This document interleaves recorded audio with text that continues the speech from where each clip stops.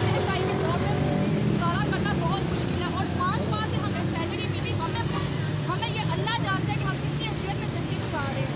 ना हमें इतवार वाले दिन छुट्टी दी जाती, ना हमें ईद वाले दिन छुट्टी दी। हम बीमारी में हर प्रॉपर ड्यूटी देते हैं, लेकिन सैलरी हमें टाइम पे नहीं मिल रही। 5 माह हो गए, 2 माह से हम घर तक धोखे खा रहे हैं।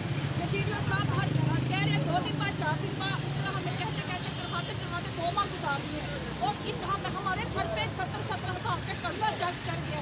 कोई कर्ज देने को तैयार नहीं, हर कोई मजबूर है इतनी महंगाई के दौर में। हम वो सब मजबूर है, हम भी मजबूर है। मैं बेवा औरत हूँ, मेरा कोई जरिया मुआवजा नहीं, कोई कमाने वाला नहीं, वही यही एक सहारा है और वो भी उन्होंने सैलरी रोकी हुई है। और अंदाज़ा लगाए कि बगैर सैलरी के लिए एक बेवा औरत किस तरह गुजारा कर रही है, बच्चों को कैसे खिला रही है, उनकी स्कूल की ज़रूरतें कैसे पूरी कर रही होगी। ये हर हफ्ते में हर चीज़ की कीमतें बढ़ रही है और सैलरी मिलने का कोई नामो निशान नहीं मिलता।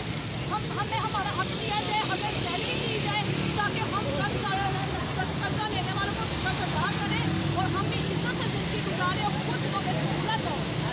इस तरह तो ज़िंदगी नहीं गुजरती, इस तरह